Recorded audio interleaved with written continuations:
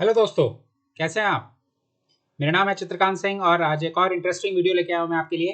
और आज का हमारा टॉपिक बहुत ही मज़ेदार है, बहुत इंटरेस्टिंग है। और टॉपिक का नाम है कर्म योगा। कर्म योगा के बारे में सभी ने सुना होगा या फिर सब जानते होंगे कि क्या होता है कर्म योगा। इस छोटे से वीडियो के माध्यम से हम समझेंगे कि कर्म योगा का क्या इंपॉर्टेंस है सभी की लाइफ में और क्यों हमें कर्म योग फॉलो करना चाहिए। सो व्हाट इज़ कर्म योगा। सो कर्म योग जो है, it is one of the 4 classical spiritual paths in Hinduism.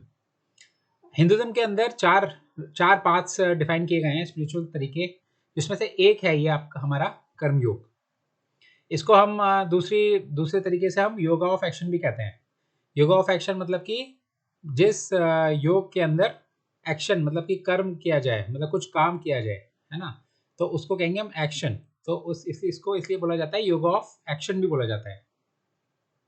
To a karma yogi right action is a form of prayer. अब अगर हम मान लीजिए हम कहते हैं कि भाई हम कर्मयोग को फॉलो करते हैं, तो इसका मतलब क्या हुआ कि हम सही एक्शन करते हैं, हम हमेशा सही कर्म करते हैं। और जो हमारा कर्म है वो एक तरह से हमारी प्रेयर है, हमारी साधना है। तो हम मतलब प्रेयर के माध्यम से, प्रार्थना के माध्यम से एक तरह से स्पिरिचुअलिटी को अचीव करना चाहते हैं। और उसका जो रास्ता है वो कर्म के द्वारा है। तो ये है कर्म योग। नाउ मीनिंग ऑफ कर्म योग। भाई कर्म योग फॉलो करने से क्या होता है, मतलब कर्म योग फॉलो करेंगे अगर हम तो क्या होगा। So it is one of the path to reach moksha. Hinduism के अंदर मोक्ष का मतलब ये होता है कि जब हम इंसान की मृत्यु हो जाए और वो यहाँ से इस धरती से जब उसका सोल जाए, तो वो मतलब कि इंसान जो है वो स्वर्ग में जाए, तो मतलब उसको मोक्ष मिल जाए एक तरह से। तो एक तरीका है मोक्ष को पाने का। And it's a spiritual, it's a way to achieve spiritual liberation through work. मतलब काम करते हुए अगर हम चाहते हैं कि भाई हमें स्पिरिचुअल लिबरेशन मिले, तो उसका भी ये माध्यम है। Rightful action without being attached to fruits. अब ये पॉइंट देखिए, बहुत इंपॉर्टेंट है। हमने कोई काम किया, है ना, सही सही काम हमने किया, राइटफुल एक्शन कर दिया। फिर अब हम उसके फ्रूट्स मतलब उसके फल की चिंता नहीं करेंगे। अब हम उससे उसका जो फल फ्रूट्स होंगे उससे हम अटैच नहीं होंगे, है ना। क्योंकि अगर हम उससे अटैच हो गए तो वो एक तरह से हमारा कर्मयोग नहीं हुआ, वो तो सिंपल हमारा कर्म हो गया, वो किसी तरह का योग नहीं है। कर्म योग का मतलब ये है कि हमने अपना काम कर दिया सही तरीके से, फिर रिजल्ट कुछ भी हो हमें उससे अटैच नहीं होना है। तो यानी कि हमें डिटैचमेंट फॉलो करना है फ्रूट्स से। And it's neutral to rewards और as outcome such as success और फेलियर। और कर्मयोग मतलब ये है कि आपने अपना काम अच्छे से किया, राइटफुल एक्शन कर दिया, उसके बाद आपको चिंता नहीं है कि भाई सक्सेस है या मतलब कि जीत होगी या हार होगी। सक्सेस भी हो सकती है, फेलियर भी हो सकता है। बट इम्पॉर्टेंट क्या था, इम्पॉर्टेंट ये था कि हमने अपना काम सही तरीके से किया और हम उसका जो फ्रूट्स थे उससे हमने अपने को डिटैच रखा। तो हम न्यूट्रल हो गए, हमें मतलब फर्क नहीं पड़ता कि सक्सेस मिले या फेलियर। तो ये हुआ कर्मयोग, कॉन्सेप्ट ऑफ कर्मयोग। अब ये देखिए, इतना इंपॉर्टेंट और इंटरेस्टिंग कॉन्सेप्ट है, तो ये समझना ज़रूरी है कि ये पहली बार ओरिजिनेट कहाँ हुआ। सो ये इसका जिक्र जो हुआ था वो हुआ था हमारा भगवत गीता में, है ना। अब भगवत गीता जो है सभी लोग ऐसे जानते होंगे, लेकिन फिर भी हम बता देते हैं कि वो ये एक 700 वर्ड्स हिंदू स्क्रिप्चर है, जो कि कहीं ना कहीं बोला जाता है कि इसका जो ड्यूरेशन है वो है 5th and 2nd century BC में। और इसके अंदर भगवत गीता अपने आप में, इसके अंदर टोटल भगवत गीता के अंदर टोटल 18 चैप्टर्स हैं, जो कि लाइफ के डिफरेंट डिफरेंट एस्पेक्ट्स पे आपको रिफ्लेक्शन देते हैं। और भगवत गीता बोला जाता है कि जो लोग हिंदुज़म या फिर कोई भी मतलब रिलीजन अगर फॉलो करते हैं, तो उनको एक बार ज़रूर पढ़ना चाहिए। मतलब इट्स अ वेरी इंफॉर्मेटिव और बहुत ही स्पिरिचुअल, रिलीजियस, नॉलेजेबल बुक है। और आपके आपके जीवन के हर एक इम्पॉर्टेंट एक्सपेक्ट पे जहाँ आपको कन्फ्यूजन हो रही हो या फिर आप स्ट्रेस में हो, मतलब किसी भी तरह से परेशानी हो, तो अगर आप इसको पढ़ेंगे तो आपको सॉल्यूशन मिलेगा आगे मूव करने के लिए।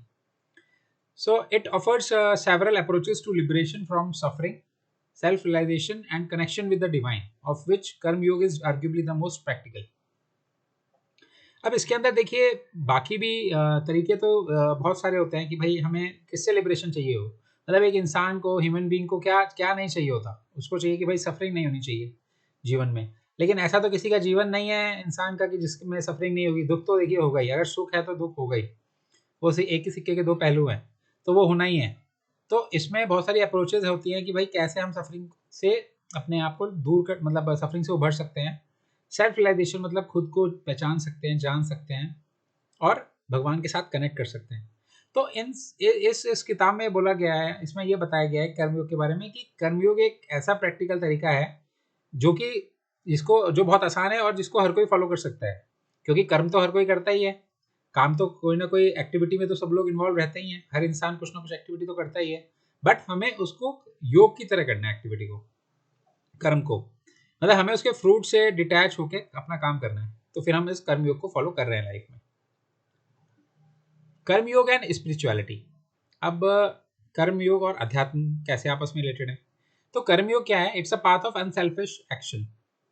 मतलब आप मतलब अपना कुछ इंटरेस्ट ना होते हुए, मतलब ना सोचते हुए, बस एक एक्शन है।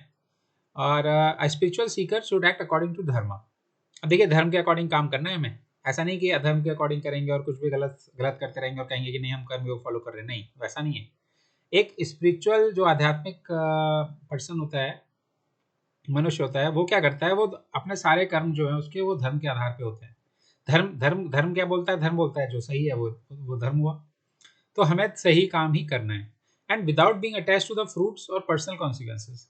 और हमें उसके फल की चिंता नहीं करनी है ना, या फिर क्या होगा कल को, क्या होगा इसका, ये काम हम आज कर देंगे क्या होगा, तो उससे हमें डिटैच रहना है। कर्म कर दिया बस, राइटफुल है ना, वही काफ़ी है। And karmayoga according to the Bhagavad Gita, it purifies the mind, है ना। तो माइंड को प्यूरिफाई कर देता है कर्मयोग एक तरह से। और जब हमारा दिमाग ही प्यूरिफाई हो जाएगा तो क्या होगा? हम स्पिरिचुअलिटी की तरफ बढ़ते चले जाएंगे और हम भगवान को पा सकते हैं। अब ये जो स्लाइड है इसमें बहुत ही इंटरेस्टिंग तरीके से ये समझाया गया है कि पहली बार कर्मयोग का जो था जिक्र कहाँ हुआ। तो पहले पहले क्या हुआ कि सबसे पहले जो कर्मयोग था, इसका इसका इसके इसको इसको जो बताया गया, वो किसको बताया गया? सूर्य देवता को, सूरज भगवान को। फिर सूरज भगवान ने इसको ट्रांसमिट कर दिया मनु को। मनु मनु ने इसको ट्रांसमिट फिर कर दिया इक्ष्वाकु को। फिर उसके बाद बहुत टाइम तक ये मतलब लॉस्ट रहा आइडिया, मतलब ये योग, इस तरह से योग जो था कर्मयोग, मतलब ये आइडिया लॉस्ट रहा। फिर भगवान श्री कृष्ण ने इसको रिवाइव किया, किसमें? भगवत गीता में। और इसमें कैसे रिवाइव किया? इसमें जब अर्जुन जो थे, मतलब जब अर्जुन युद्ध कुरुक्षेत्र में गए लड़ने के लिए कौरवों से, तो वहाँ पे जब उन्होंने देखा कि मतलब उनके जो सब रिलेटिव्स हैं, उनके गुरुज हैं, वो अपोजिट साइड में खड़े हुए हैं, तो उनको तो बहुत ज़बरदस्त कन्फ्यूजन हो गई। और उन्होंने तो एक तरह से बोला कि मैं इनसे कैसे लड़ाई करूं। तो उन्होंने उन्होंने एक तरह से लड़ाई करने से मना कर दिया। वहां पे भगवान श्री कृष्ण ने उनको बताया कि कर्म योग के बारे में, वहां पे समझाया कि कर्म योग का क्या इंपॉर्टेंस है।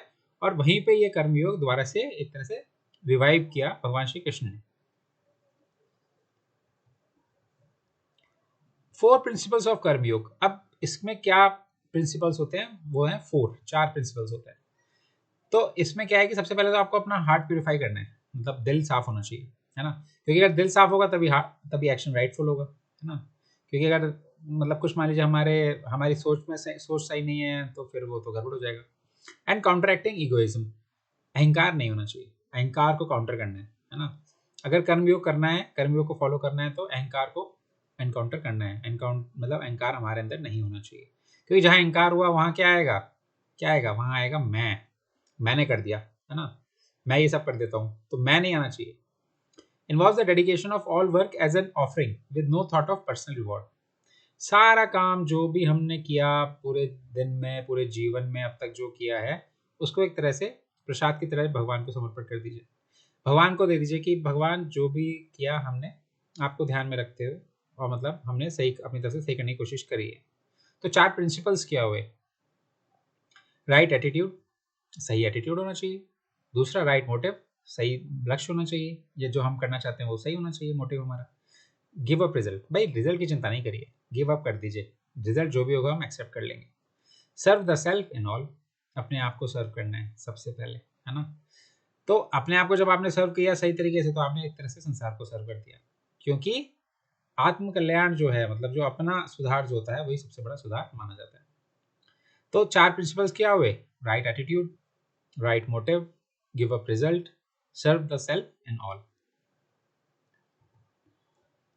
अब फाइनल एक क्वेश्चन आता है हमारे मन में ये सब समझ के कि भाई कर्मयोगी बन कैसे सकते हैं? क्या मैं कर्मयोगी बन सकता हूँ? हाँ, बिल्कुल बन सकते हैं। तो उसके लिए हमें क्या करना पड़ेगा? उसके लिए हमें ये 6 चीजें फॉलो करनी पड़ेंगी। First, live in inner peace and act with love. देखिए, इनर अंदर मन में शांति होनी चाहिए हमारे। मन शांत अगर होगा तो वो फिर क्या होगा, हमारे दिल में प्यार भी होगा, है ना। और फिर हम जो भी कार्य करेंगे वो हम लगाव के साथ, प्यार के साथ करेंगे। क्योंकि अगर अंदर ही उथल पुथल मच रही है, मान लीजिए हमारा मतलब अंदर ही हम परेशान हैं, तो फिर हम कोई भी कार प्यार से नहीं हो सकता, फिर तो चिड़चिड़ापन आ जाता है। ठीक है। Find your personal balance of rest and action. भाई एक बैलेंस भी मेंटेन करना होगा कि कब हम रेस्ट करेंगे, कब एक्शन करेंगे, कब कर्म करेंगे, कब आराम करेंगे। Seek to contribute making a happy world. भाई दुनिया के बारे में, क्योंकि हमें इसमें कर्मयोग में क्या होता है, अनसेल्फिश होना है। तो हमें कंट्रीब्यूट ये सोचना है कि भाई हम दुनिया को एक खूबसूरत दुनिया बनाने के लिए या खूबसूरत संसार बनाने के लिए हम क्या कंट्रीब्यूशन दे सकते हैं। फॉर एग्जाम्पल, आप पेड़ लगा सकते हैं, पेड़ लगा के भी आप कंट्रीब्यूट कर सकते हैं। पानी बचा के भी आप कंट्रीब्यूट कर सकते हैं, है ना। किसी भी तरह से पशु पक्षियों को या फिर एनिमल्स को खाना खिला के भी आप कंट्रीब्यूट कर सकते हैं, है ना। तो संसार को आप एक हैप्पी कैसे कर सकते हैं या फिर क्या कंट्रीब्यूट कर सकते हैं दुनिया में, वो आपको सोचना है और कंट्रीब्यूट करना है। Prioritise inner happiness. Inner happiness को प्रायोरिटी देनी है, क्योंकि अगर आप इनर हैप्पीनेस अचीव कर लेंगे, है ना, अगर आप अंदर से खुश रहना सीख लेंगे, तो बाहर तो सब अच्छा है ना। तो जो इंसान अंदर से खुश रहता है, अंदर से पीसफुल रहता है, वो बाहर भी वैसा ही एक्ट करता है। Meditate to solve your tensions and find inner peace. अपनी टेंशंस को क्या करना है, कैसे रिजॉल्व होगी टेंशन? मेडिटेशन से, है ना। तो मेडिटेशन कब कर सकते हैं? जहाँ अंदर हैप्पीनेस है, मन में अंदर पीसफुल है, हमारे अंदर पीस है, तभी तो मेडिटेशन कर सकते हैं। दुनिया भर की टेंशन आपने दिन में मतलब दिमाग में है आपके, तो आप मेडिटेशन कर सकते हैं? नहीं। आप इनर पीस है आपके पास? नहीं। इनर हैप्पीनेस है आपके पास? नहीं। तो पहले कैसे कर सकते हैं? ये स्टेप बाय स्टेप फॉलो करना है हमें।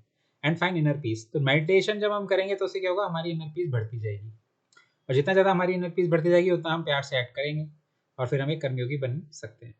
Practice your positive qualities. देखिए, हर इंसान के अंदर पॉजिटिव और नेगेटिव दोनों चीजें क्वालिटीज होती हैं। नोबडी इज परफेक्ट, है ना, ये हमें पता है। तो आपकी जो पॉजिटिव क्वालिटीज है उनको प्रैक्टिस करिए, उनको और स्ट्रांग बनाइए, है ना।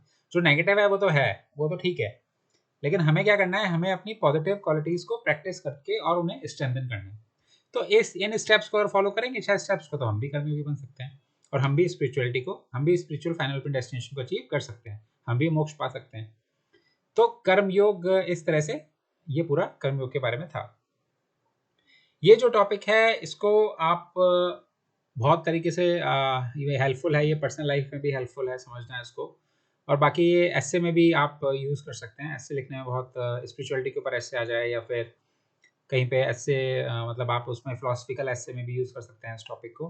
तो बहुत ही इंपॉर्टेंट टॉपिक है और इसको ध्यान से समझना है, और जो इंपॉर्टेंट पॉइंट्स थे वो याद भी रखने हैं। Thank you so much my dear friends for watching this video. अगर आपको मेरा वीडियो पसंद आएगा तो please do like and subscribe my video, क्योंकि आपके सपोर्ट से और आपके प्यार से ही मैं इसी तरह से और वीडियोस लेके आऊँगा। बस आप मेरे साथ बने रहिए और मेरे वीडियोस देखते रहिए और लाइक करते रहिए। Have a lovely day. अपना ध्यान रखें, अपने हेल्थ का ध्यान रखें। Till then, good bye.